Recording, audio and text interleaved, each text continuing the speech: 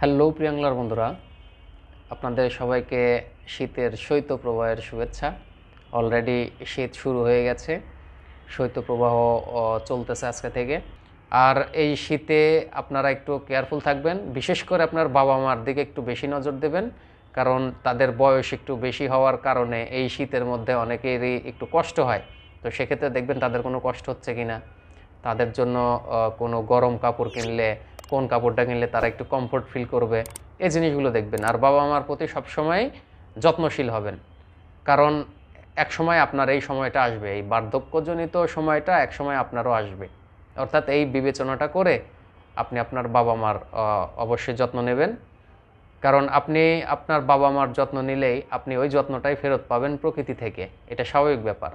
এটা আপনার ছেলে মেয়ে যখন দেখবে যে হ্যাঁ আমার বাবা আমার দাদা দাদিকে এরকম সেবা যত্ন করছে, অর্থাৎ আপনার ছেলে মেয়েও তখন আপনাদের সেবা যত্ন এইভাবে করবে। তো যাই হোক, ওই সময়টা আমাদেরও আসবে, যার কারণে কেউ মানে বাবা মার সাথে ভালো আচরণ করবেন ইনশাল্লাহ। কারণ আমাদের আসলে দুনিয়াতে সবচেয়ে সবচেয়ে বড় নিয়ামত বাবা আর মা, আসলে এর উপরে আর বড় কোনো নিয়ামত নেই।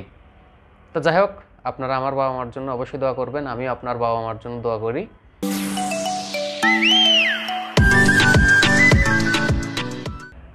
অনেক সময় দেখা যায় যে আমাদের কালকে মাছ ধরা, আজকে আমাদের খুব ব্যস্ততা শুরু হয়ে যায় এবং আর্থিকভাবেও অনেকটা সমস্যায় পড়তে হয়, ইমিডিয়েটলি কোনো কাজ করা যায় না।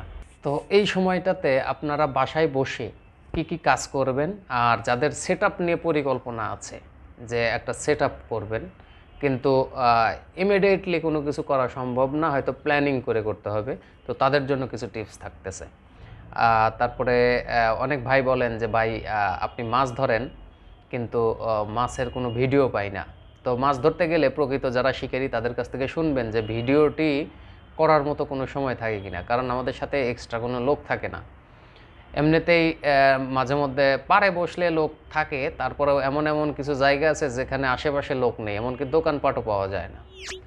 তো এই জন্য করা হয় না ভিডিওটি। তারপরে যতটুকু করা হয়েছে মূলত ছোপলার সাথে যখন গ্যাঞ্জাম চলে তখনই আর কি, আর মাছটা টান দিছে তখনই।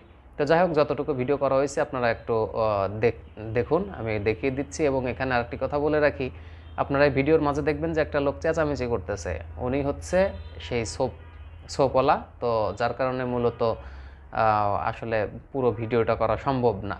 উপরে উপরে উপরে হ্যাঁ বন্ধুরা, এই হচ্ছে আমার হিট। তাড়াতাড়ি তোল। এই হচ্ছে আমার হিট, অবশ্যই একটা কাতল হিট করছি। তো যাই হোক বন্ধুরা, আপনারা ভালো থাকেন। আরেকটা ব্যাপার হলো যে এখানে একটু সমস্যা হচ্ছে জন্য আমাদের উঠে যাওয়া লাগতেছে। হ্যাঁ ঠিক আছে, ভালো থাকেন সবাই। তো বন্ধুরা, যে কথাটি বলছিলাম সেটা হচ্ছে একটা সেটআপ প্ল্যানিং। এই সেটআপ তৈরি করার জন্য কিভাবে প্ল্যান করবেন, কিভাবে কিনলে আপনার একটু চাপ কম হবে, কারণ আর্থিক সংকটে আমরা কম বেশি অনেকেই ভুগি। এমনকি অনেকের কাছে একটা সেটআপ তৈরি করাও অনেক টাফ। তো সেক্ষেত্রে আপনারা যেভাবে প্ল্যানিং করবেন, প্রথমে একটা রিল কিনলেন। তো একটা রিলের জন্য একটা বাজেট করেন, ছোটোখাটো করে একটা বাজেট করেন যেটা আপনার জন্য বা আপনার সাথে যায়। আমার সাথে যায় না এই ধরনের সেটআপ আমার সাথে না ক্রয় করাটাই বেটার।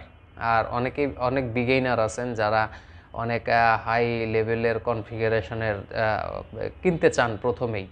তো তাদেরকে আমি বলবো যে প্রথমেই এত হাই কনফিগারেশন নেওয়ার দরকার নেই। আপনি বিগিনার হলে আপনি নর্মাল একটা সেটআপ দিয়ে প্রথমে আপনি একটু প্র্যাকটিসটা করে নিন, তারপরে আপনি ভালোটা কেনেন, সমস্যা নেই। আর আমি ভালো কিছুর সাজেস্ট অলওয়েজ করে থাকি যে ভালো কিছু কিনলে ওটার একটা ভালো আউটপুট পাবেন, এই কথা আমি অনেক ভিডিওতেই বলছি। তো যাই হোক, এইভাবে একটা রিলটা নেন। তো এভাবে এই শীতের মধ্যেই, কিন্তু কারণ এটাই আমাদের মাছ ধরার জন্য একদম ডাল সিজন। আর এই শীত বাদে যে মাসগুলো থাকে ওগুলো হচ্ছে মাছ ধরার সময়, এবং এই সময়ের মধ্যে আবার কিছু আছে পিক টাইম, যে টাইমগুলোতে সবচেয়ে বেশি মাছ ধরে থাকে। তো তার আগে আপনি সেটআপগুলো তৈরি করার চেষ্টা করেন, তাহলে আপনার জন্য পারফেক্ট হবে। আর অনেকেই অনেক হেভি রড, ভারী রড পছন্দ করেন। ভারী রড আসলে অতটা ভালো হবে না বিগিনারদের জন্য, যারা নতুন কিনতে চাচ্ছেন। আপনারা একটু ওয়েটলেস রড এবং মিডিয়াম হেভি দেখে কেনেন, ওটাই বেটার হবে। তো এই গেল হচ্ছে আমাদের রিল এবং রডটাও আপনারা ওইভাবে প্ল্যানিং করেই কিনবেন, মানে একটা একটা করে কেনেন। একসাথে কিনতে গেলে সেখানে অ্যামাউন্টটা অনেক বড় হয়ে যায়, তখন নিজের কাছেও দেখা যায় যে অনেক সময় এত টাকা থাকে না, তখন একটু সমস্যা ফিল করেন। অর্থাৎ দরকার নেই, ওইভাবে কেনার দরকার নেই। আর এই শীতের মধ্যে বসে ঘরে বসে আরও কিছু কাজ আপনি সেরে নিতে পারেন, যেমন আমাদের বড়শির সেটআপগুলো তৈরি করা, কিভাবে হুকসগুলো বাঁধবেন, 3 কাটা না 4 কাটা না 6 কাটা, এইগুলো আপনারা কিভাবে বাঁধবেন। তো তারপরে কাতল কিন্তু 3 কাটাতেও হয়, এটা কিন্তু অস্বাভাবিক কিছু না। আমি মনে করি মাছের সামনে পড়লে সে ওই ডিম রুটি খাবে না ছাতু খাবে এটা কিন্তু আপনি বলতে পারবেন না। অর্থাৎ আপনার মাছের সামনে যেটা পড়ছে সেটা মাছ টান দেবে, খাবে। তো যখন আমাদের পিক টাইম থাকে, তো যাই হোক, শুধু যে লাড্ডু খেললে আপনি কাতল ধরতে পারবেন এটা সম্পূর্ণই ভুল ধারণা। তো কিছু পুকুরের ক্ষেত্রে আবার ওই কাতল থাকে, তো সেক্ষেত্রে আপনারা লাড্ডু ইউজ করতে পারেন।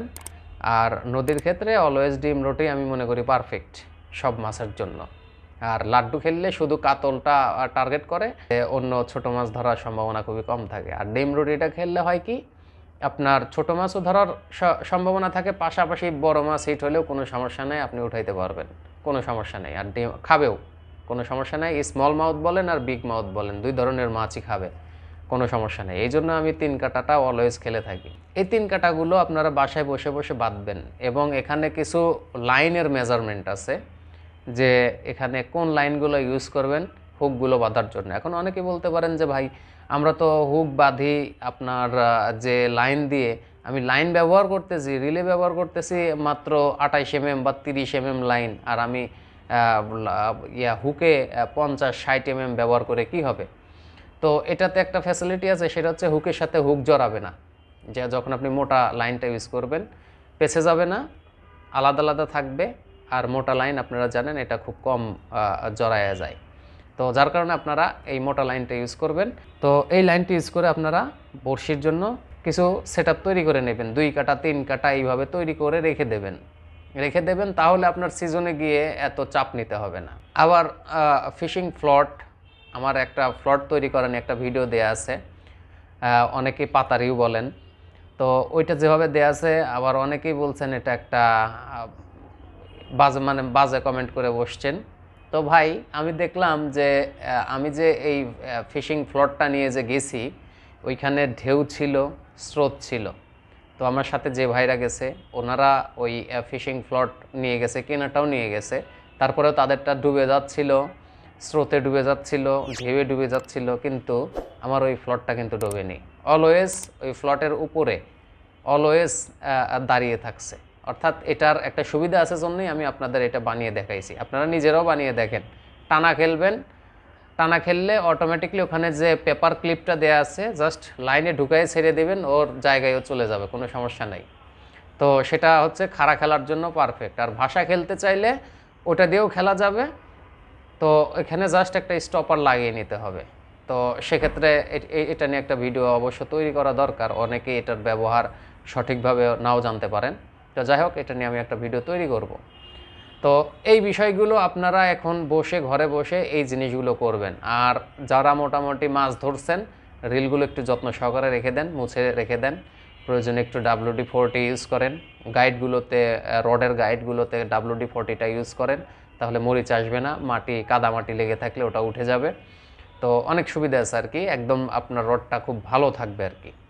তো যাই হোক, মূলত আজকে এই বিষয়টি নিয়ে কথা বলার জন্যই মূলত ভিডিওটি তৈরি করা। আর একটি ভিডিও তৈরি করতে যাচ্ছি, সেটা হচ্ছে পুকুর, লেক বা বিভিন্ন বিল বলেন বা জলাশয় বলেন, এইসব জায়গাতে স্পট নির্বাচন নিয়ে একটা ভিডিও তৈরি করতে চাচ্ছি।